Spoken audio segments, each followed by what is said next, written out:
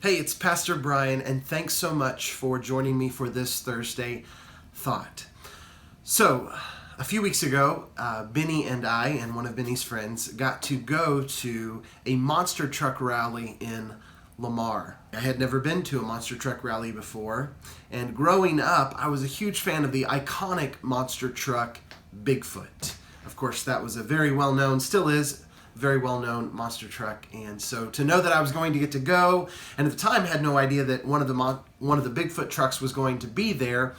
When I got there and saw that it was there, I was super excited and very excited to share that with Benny. So, anyway, here's a clip of one of the races that we watched between Bigfoot and another truck called Twisted Addiction. Here it is.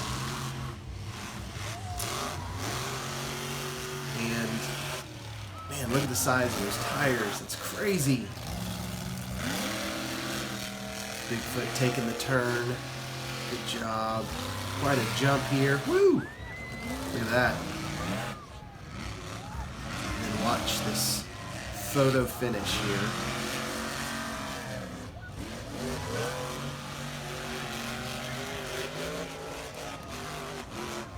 That was awesome. And then it doesn't get more cliche than the mullet-headed boy at the monster truck rally. Anyway, as I watch those monster trucks, the vision that Ezekiel has in Ezekiel chapter 1 of the wheels came to mind. And there, Ezekiel, as he's being called to ministry as a prophet to Israel, he has this vision of these four creatures, and we find out later that they're cherubim, the protectors of God's holiness, who go forth throughout the earth doing his will. And these four creatures have four faces: the face of a human, face of a lion, face of an ox, and face of an eagle. And basically it's telling us that they don't have to turn any which way to see what's going on. They have eyes on all four sides of their head, and they can see everything going on. And then it tells us that there are these wheels. Each one of them has a wheel beside them. It's actually two wheels, a wheel within a wheel set at 90-degree angles. And here's an artist's depiction of this vision that Ezekiel has of these four creatures with these four wheels, and the spokes of the wheels all have eyes on them. And so the images of these creatures and these wheels that can move any direction, can go anywhere, and it tells us there that they move so quickly it's like lightning.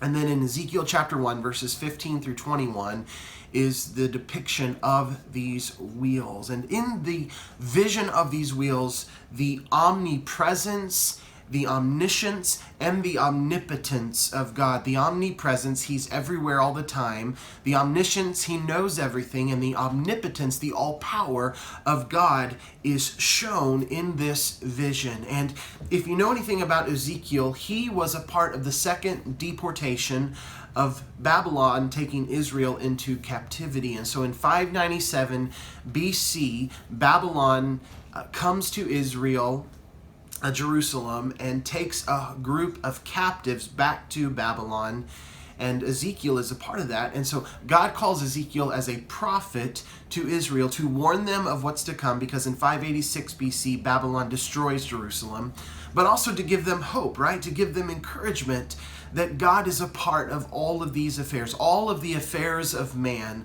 are known by and controlled by God. God is always aware, and he's always in control. So I want to encourage you that God is in control of your situation. As you looked at those big wheels on those monster trucks, the power and the majesty of those vehicles, God is powerful.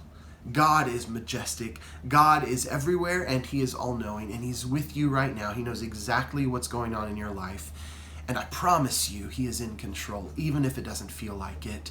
And he will take you through, just as those monster trucks were able to drive over pretty much anything.